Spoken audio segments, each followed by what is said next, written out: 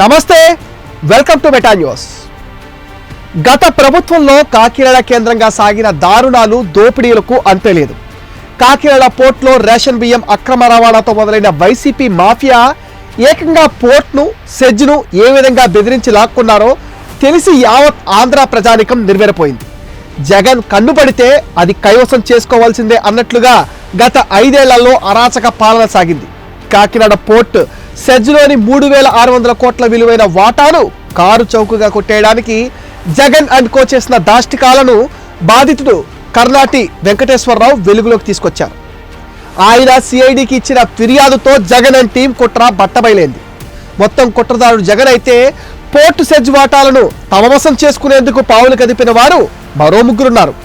YCP MP Vijayasai Reddy, Sarathchandra Reddy, మరో YCP MP YV Subba Reddy, Vikrant Reddy అందరూ కలిసి Kakinada infrastructures holdings private limited సంస్థ అధినేత కేవీ రావును బెదిరించి వాటా లాక్కున్నట్లే అటు జిఎంఆర్ నుంచి కాకినాడ సెజ్లోని వాటాను లాగేసుకున్నారు. కాకినాడ సీపోర్ట్ లిమిటెడ్, కేఎస్పిఎల్లోని Kakinada infrastructures holdings private limited కేఐహెచ్పిఎల్కు 41.12% వాటాతో 2,15,50,905 షేర్లు ఉండేవి. కేఎస్పిఎల్ 2014, 2015 నుంచి 2019 నుంచి 2020 నాటికి ఆ సంస్థ 628.71 కోట్ల ఆదాయం ఆర్జించింది. 2019 నుంచి 20 నాటికి 240 కోట్ల నగదు నిల్వలున్నాయి. కాకినాడ సెజ్కు పొన్నాడ, మూలపేట, రమణక్కపేటల్లో దాదాపుగా 10,000 ఎకరాల భూములున్నాయి. అందులో కేఐహెచ్పిఎల్కు, కేవీఆర్ గ్రూప్లకు 48.74% వాటా ఉండగా మిగతా వాటా జిఎంఆర్ది. 2019లో జగన్ ముఖ్యమంత్రి అయ్యాక కేఎస్పిఎల్ కార్యకలాపాల నిర్వహణలో పోర్టు డైరెక్టర్లు ఏపీ మారిటైమ్ బోర్డు నుంచి సహకారం కొరవడింది.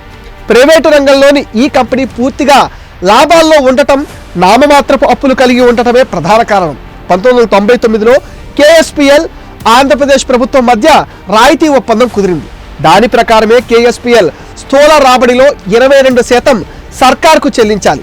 ఈ నేపథ్యంలో 2014 నుంచి 2019 మధ్యలో పోర్టులో జరిగిన అన్ని వ్యవహారాలపైన నాటి జగన్ సర్కార్ ఆడిట్ చేయించింది. కేఎస్పిఎల్ రాష్ట్ర ప్రభుత్వానికి 965.65 కోట్లు నష్టం కలిగించిందంటూ తప్పుడు వివరాలతో ఆడిట్ సంస్థ నివేదిక సమర్పించింది.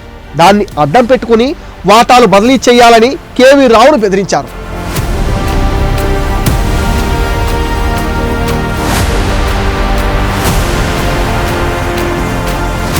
తొలుత వైసీపీ ఎంపీ విజయసాయిరెడ్డి 2020 మే నెలలో ఫోన్ చేసి కాకినాడ సీపోర్ట్ లిమిటెడ్ వ్యవహారంపైన శరత్చంద్రారెడ్డి, విక్రాంత్ రెడ్డిని కలిసి మాట్లాడాలని కేవీ రావును ఆదేశించారు.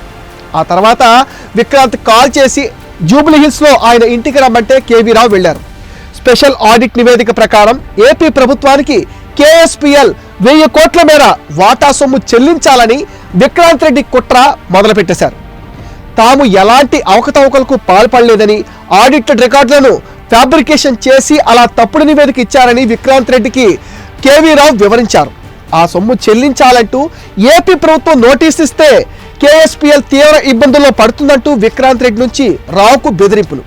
కేఎస్పిఎల్లో తనకున్న 50% వాటా, కాకినాడ సెజ్లోని 48.74% వాటాల్ని తాము చెప్పిన వారి పేరిట బదిలీ చేయాలని తీవ్ర ఒత్తిడి చేశారు.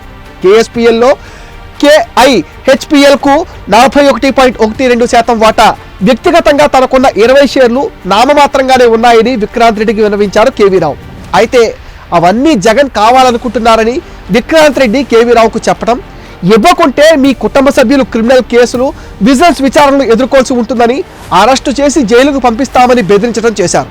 కేవీ రావుకు ఏమీ చెప్పకుండానే వాటాల బదిలీకి ఒప్పందాలను సిద్ధం చేశామని, అందుకు సహకరించాలని 3 రోజుల తర్వాత విక్రాంత్ నుంచి మెసేజ్ వెళ్ళింది. ఒప్పందాల పత్రాలు సిద్ధమవుతున్న క్రమంలో కేఎస్పిఎల్ కాకినాడ సెజ్లోని వాటాల్ని Aurobindo reality and infrastructure private limited, ప్రస్తుతం ఆరోయిన్ ఇన్ఫ్రా ప్రైవేట్ లిమిటెడ్కు అమ్ముతున్నట్లుగా రావు గుర్తించారు.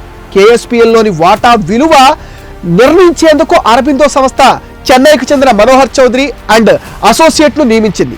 ₹10 ఫేస్ వాల్యూ కలిగిన ఒక్క షేర్ విలువను 229.42గా ఆ సంస్థ తేల్చింది.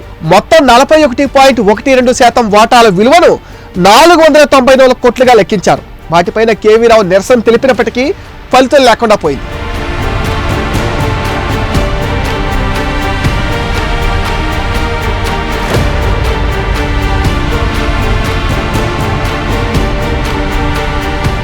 కేఎస్పిఎల్లోని 41.12% వాటా విలువ 2,500 కోట్ల కంటే తక్కువ ఉండదని, అతి తక్కువ నామమాత్రపు ధరకు వాటాలు లాగేసుకోవడం సహేతుకం కాదని విక్రాంత్ రెడ్డికి కేవీ రావు చెప్పారు.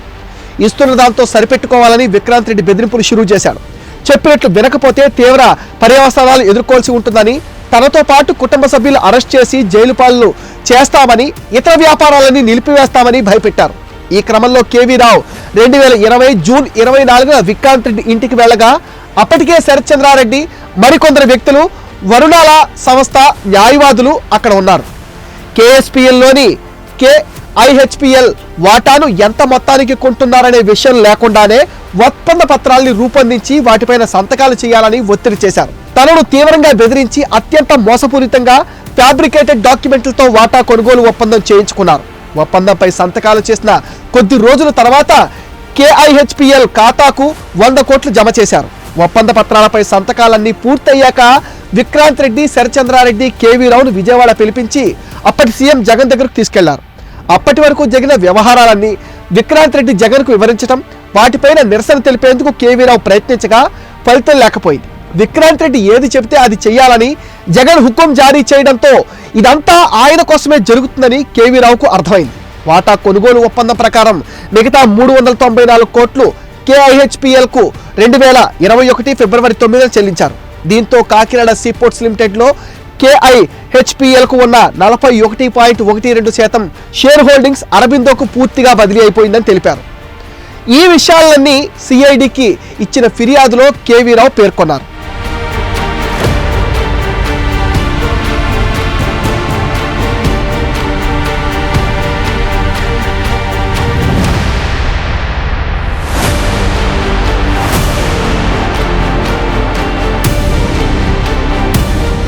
కాకినాడ సెజ్ కూడా ప్రైవేటు యాజమాన్యంలో ఉంది. దాని కింద 10,000 ఎకరాల భూమి ఉంది.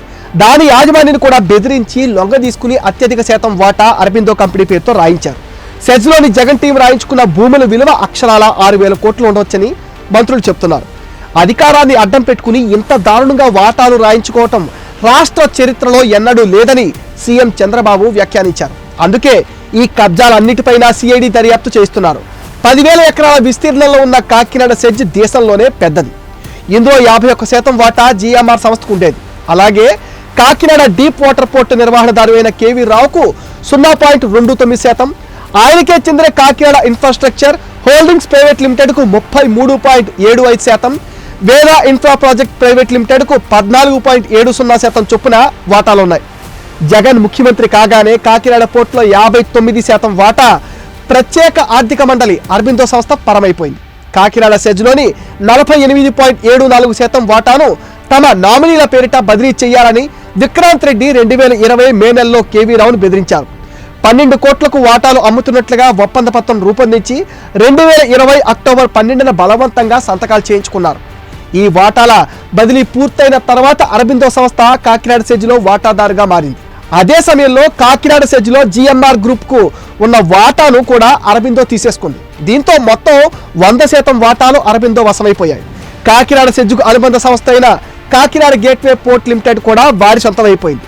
2020 మే నుంచి 2021 ఫిబ్రవరి మధ్య జగన్ చేసిన దందాల వ్యవహారం ఇది. కూటమి ప్రభుత్వం అధికారంలోకి రావటం, కేవీ రావు మొత్తం జగన్ అవినీతి చట్టాన్ని బయట పెట్టడంతో సిఐడి విక్రాంత్ రెడ్డి, విజయసాయి రెడ్డి, ఆయన అల్లుడు సోదరుడు అరబిందో సంస్థ ప్రతినిధి పి శరత్చంద్రారెడ్డి, టీకేఎఫ్ శ్రీధర్ అండ్ సంతానం ఎల్ఎల్పి ఆడిట్ సంస్థలు, Aurobindo reality and infrastructure private limited, దాని డైరెక్టర్లు, ఇతరులను నిందితులుగా చేరుస్తూ వివిధ సెక్షన్ల కింద కేసులు నమోదు చేసింది. రేపో మాపో ఈ మొత్తం కుట్రపైన దర్యాప్తు మొదలయ్యే అవకాశాలు కూడా ఉన్నాయి.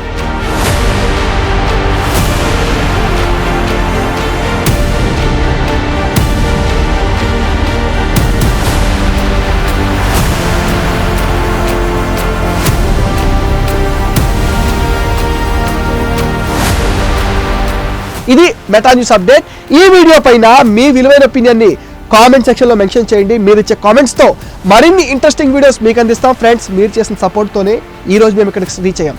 మీ సపోర్ట్ని మరింత ఎక్స్టెండ్ చేస్తారని మనస్ఫూర్తిగా ఆశిస్తున్నాం. Please support meta news. Please subscribe meta news.